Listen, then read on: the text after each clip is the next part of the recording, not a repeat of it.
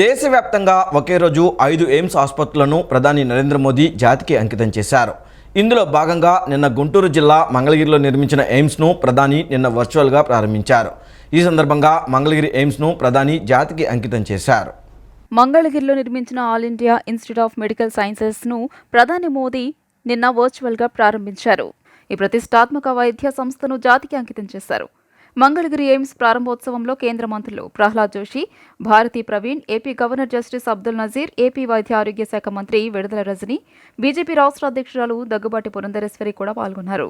ఈ సందర్భంగా మోడీ మాట్లాడుతూ స్వాతంత్ర్యం వచ్చి 50 ఏళ్ల పాటు దేశంలో ఒకే ఒక ఎయిమ్స్ ఉండేదని, అది కూడా ఢిల్లీలో ఉండేదని అన్నారు. స్వాతంత్ర్యం వచ్చిన 7 దశాబ్దాలకు 7 ఎయిమ్స్లకు ఆమోదం లభిస్తే వాటిని కూడా పూర్తి చేయలేకపోయారని గత ప్రభుత్వాలపై మోదీ విమర్శలు చేశారు. అయితే ఇప్పుడు కేవలం 10 రోజుల్లోనే 7 కొత్త ఎయిమ్స్ను ప్రారంభించడమో లేదా శంకుస్థాపన చేయడమో జరిగిందని, దీన్ని బట్టి గత 6-7 దశాబ్దాలతో పోల్చితే ఇప్పుడు దేశాభివృద్ధి వేగం పుంజుకుందని వివరించారు. आज का ये कार्यक्रम भी इसी बात का गवाह है। आज इस एक कार्यक्रम से देश के अनेकों शहरों में विकास कार्यों का लोकार्पण का और शिलान्यास होना एक नई परंपरा को आगे बढ़ा रहा है। कुछ दिन पहले ही मैं जम्मू कश्मीर में था।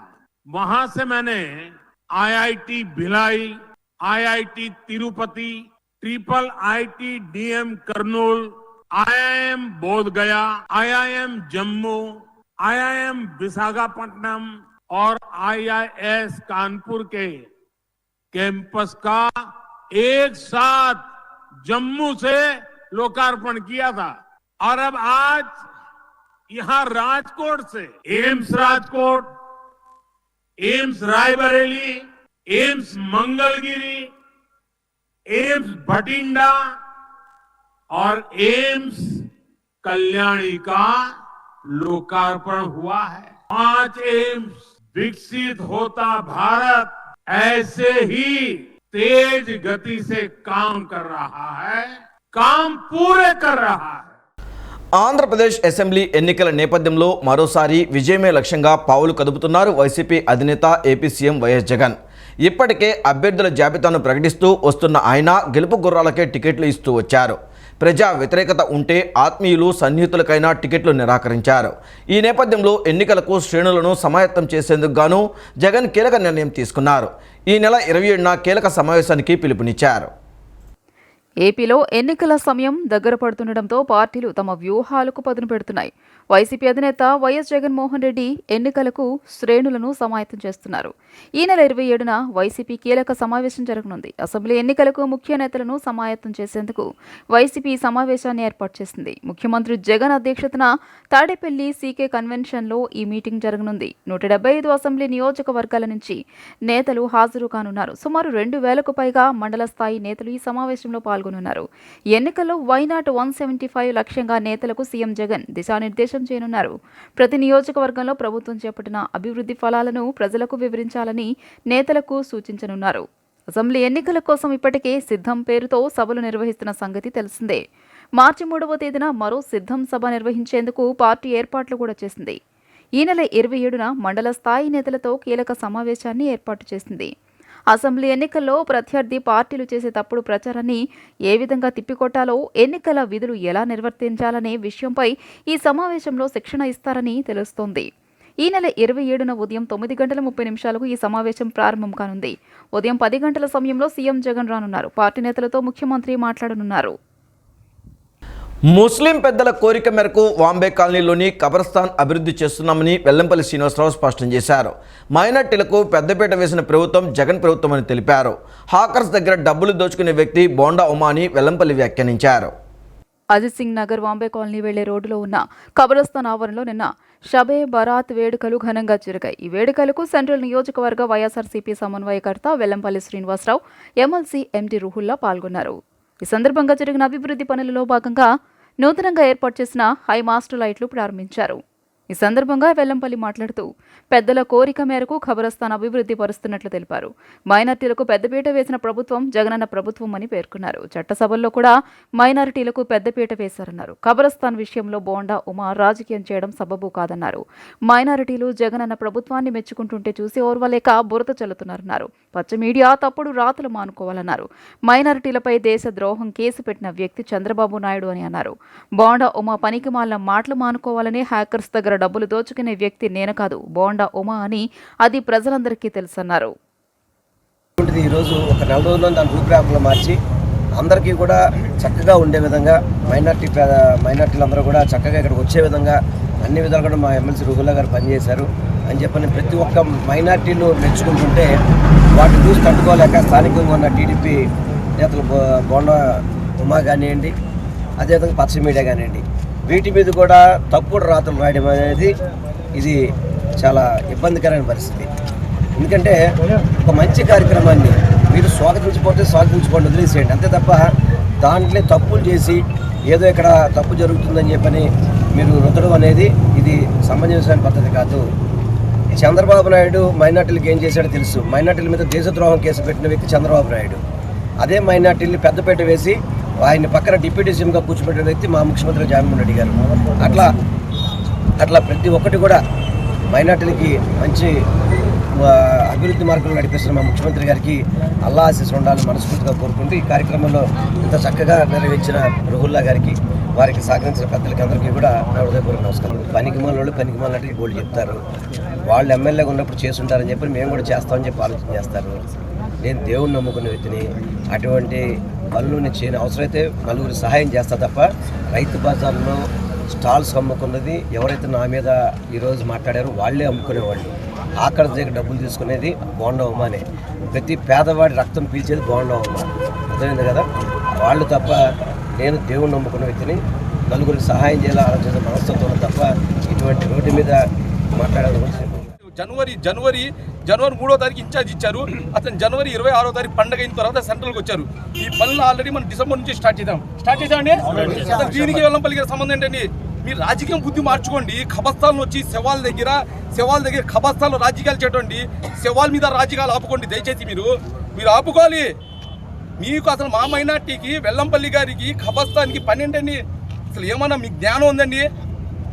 సరే, నేను 30 రోజుల పని, నేను ఆల్రెడీ 3 నెలల నుంచి పని చేస్తాను. మీరు 3 నెలల నుంచి దేనికి రాలేదు అంటే ఈరోజు మైనార్టీలు అందరూ జాగారం పండుగ చేసుకుంటారు. పెద్దల పండుగ వీళ్ళు సెంటర్ ఇవ్వని కొట్టుకోవాలని మీ భావనలు. అంటే మేమందరూ కొట్టుకుంటే మీరు చూస్తుంటారు. అదే సార్ మీ ఉద్దేశం మార్చుకోండి. తప్పుగా ఎప్పుడు మైనార్టీ ఎప్పుడు ఏ రోజు చిన్న చూపు చూడబాకండి. మీరు రుహుల్లా చెప్పింది, మీరు మన సెంటర్ మైనార్టీ అందరూ చెప్పారు ఆ మాట. మీరు చంద్రబాబు ఇంటి వద్ద అన్నమయ్య జిల్లా తంబళ్లపల్లికి చెందిన శంకర్ యాదవ్ అనుచరులు నిరసనకు దిగారు. తంబళ్లపల్లి టికెట్ శంకర్ యాదవ్కు ఇవ్వాలని డిమాండ్ చేశారు. తంబళ్లపల్లి టికెట్ దక్కించుకున్న జయచంద్రారెడ్డి పెద్దిరెడ్డి బినామీ అంటూ నినాదాలు చేశారు. ఇటీవల వైసీపీ నుండి టీడీపీలోకి వచ్చిన జయచంద్రారెడ్డికి ఎమ్మెల్యే అభ్యర్థిగా ప్రకటించడంపై యాదవ్ వర్గీయులు ఆగ్రహం వ్యక్తం చేశారు. చంద్రబాబును కలిసి తమ అభ్యర్థికి ఎమ్మెల్యే సీటు కేటాయించాలని, లేదంటే తమ భవిష్యత్ కార్యాచరణపై నిర్ణయం తీసుకుంటామంటూ చంద్రబాబు గేట్ వద్ద బైఠాయించి నిరసనకు దిగారు. తంబళ్లపల్లి టికెట్ శంకర్ యాదవ్కు ఇవ్వాలని డిమాండ్ చేశారు. తంబళ్లపల్లి టికెట్ దక్కించుకున్న జయచంద్రారెడ్డి పెద్దిరెడ్డి బినామీ అంటూ నినాదాలు చేశారు. శంకర్ యాదవ్ అనుచరులు పెట్రోల్ డబ్బాలతో వచ్చారు. వారి నుంచి పోలీసులు పెట్రోల్ డబ్బాలను స్వాధీనం చేసుకున్నారు. కార్యకర్తలు జై చంద్రబాబు, జై లోకేష్, కోవర్టులు వద్దంటూ నినాదాలు చేశారు. టీడీపీ నేతలు, పార్టీ శ్రేణులు భద్రతా సిబ్బందిని తోసుకుంటూ ఇంటి ఆవరణలోకి తీసుకొచ్చారు. భద్రతా సిబ్బంది వారిని అదుపు చేశారు.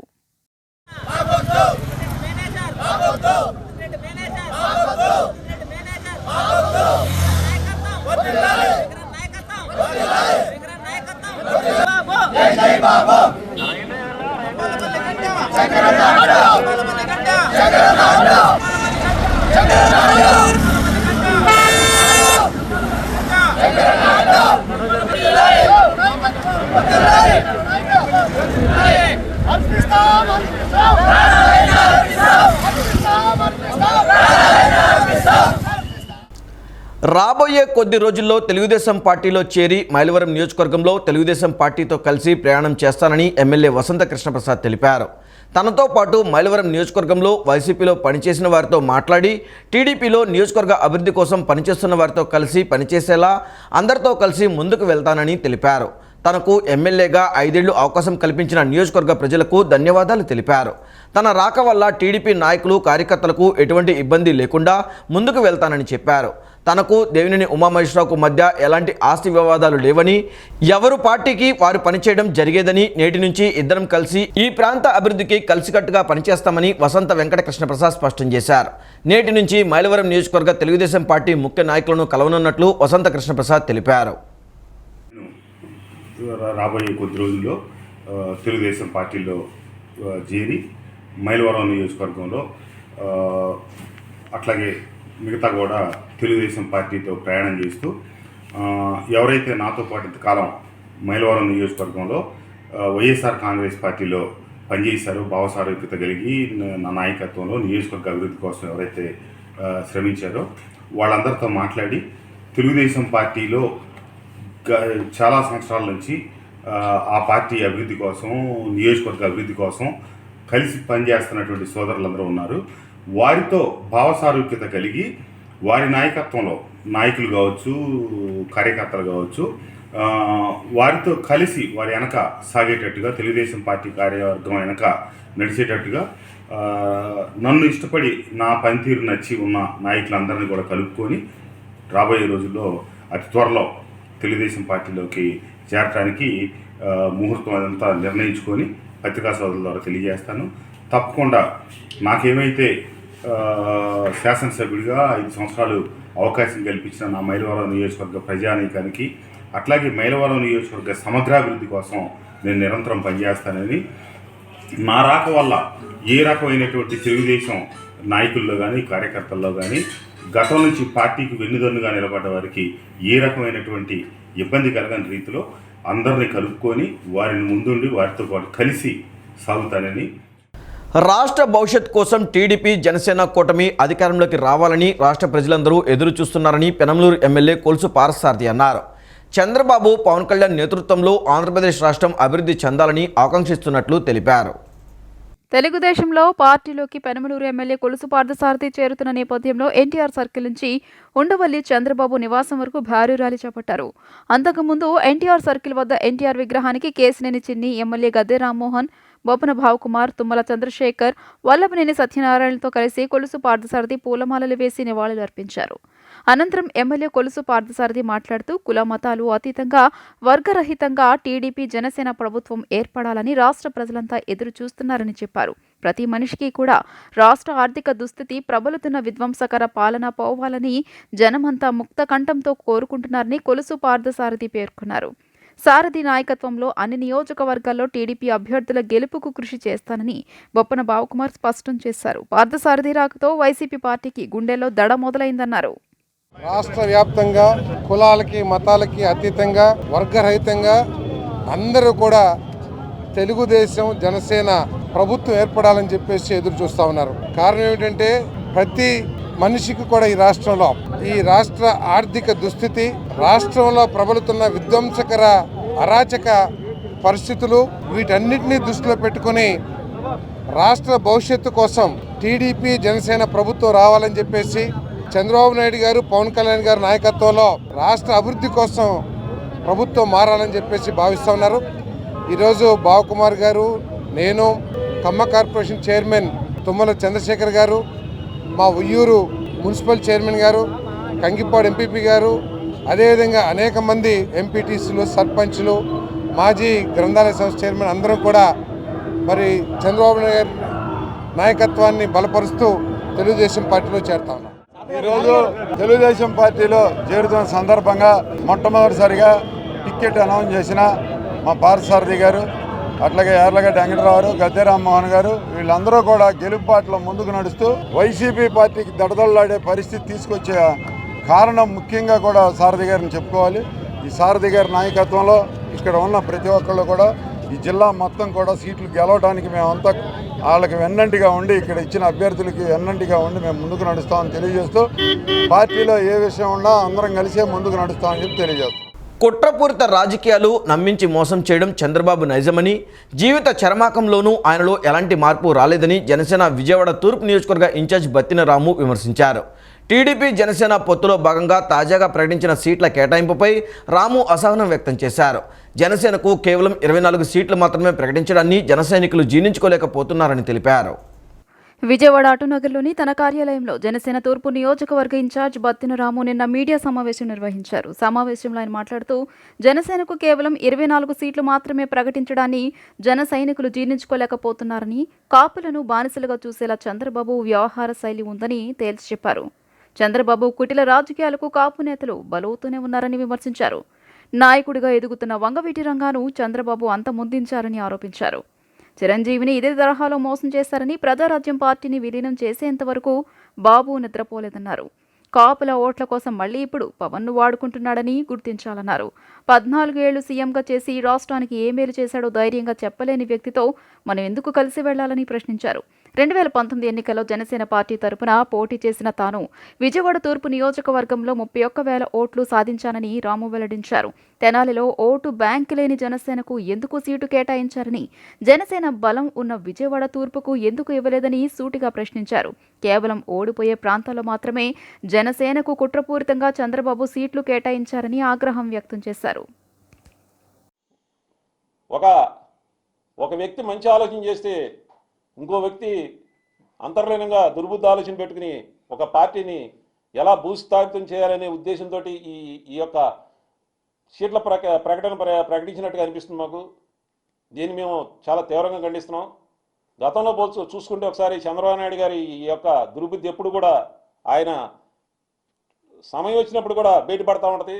ప్రజలందరూ కూడా ఇప్పుడున్న నవశకం ఉన్నటువంటి జనసేనలో ఉన్నటువంటి జన సైనికులు తెలియదు గతంలో జరిగిన యొక్క చంద్రబాబు నాయుడు గారి యొక్క దుర్బుద్ధి ఆలోచన ఎలా ఉంటాయి, ఏ విధంగా ఉంటుంది, ఆయన బాధితులు ఎలా ఉంటారు, ఆయన వల్ల ఎన్ని పార్టీలు నాశనం అయిపోయినాయి, ఎంతమంది జీవితాలు నాశనం అయిపోయినాయి అనేది జన సైనికులు కొంతమంది తెలియకపోవచ్చు.